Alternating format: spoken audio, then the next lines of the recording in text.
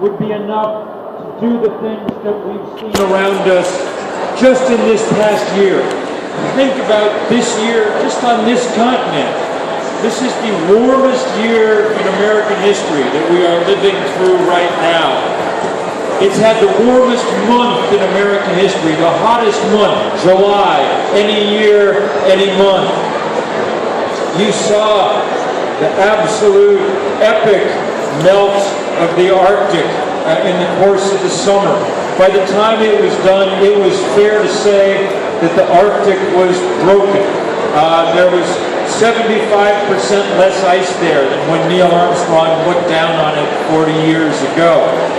You watched the wild, wild drought across the most fertile farmland in the world.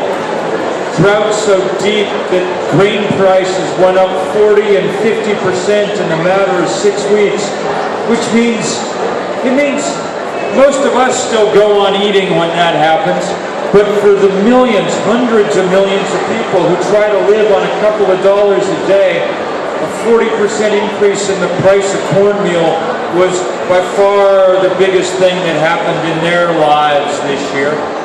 And then you watched last week, 10 days ago now, when something that looked almost exactly like a kind of image from the movies, this sort of wall of water overtopping the seawalls in the most, in certain ways, the greatest city in the world, in New York, in this place where most of us have been at one time or another, where we've watched 1,000 TV shows or movies, to see the subway tunnels fill up with salt water, to watch the river, the streets of the Lower East Side just become a kind of tributary of the East River, to watch the Jersey Shore and the Long Island coast just kind of disappear beneath the waves.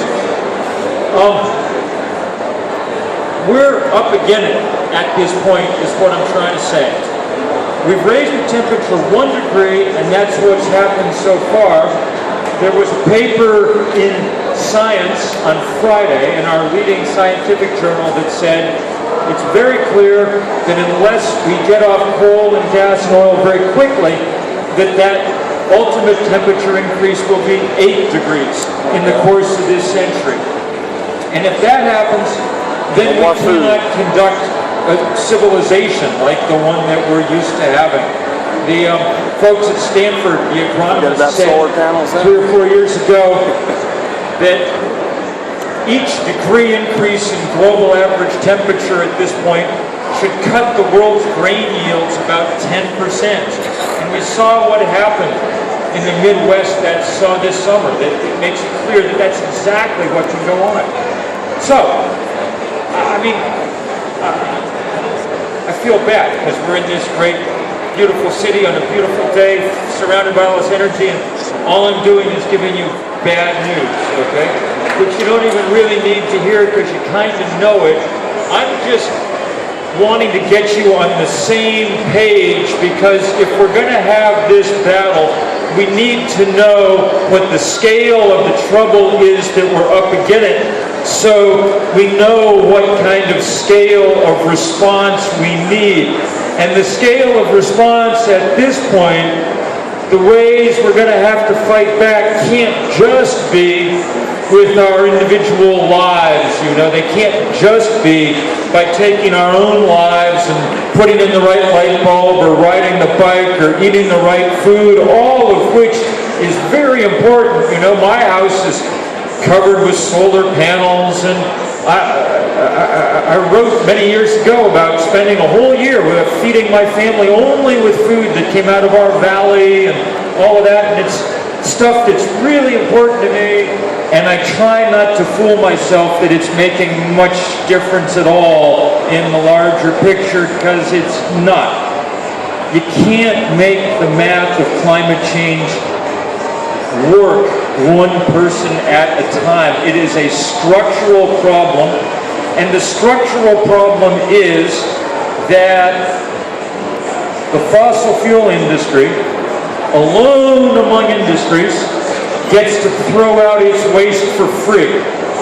there's no price on the carbon that gets poured into the atmosphere.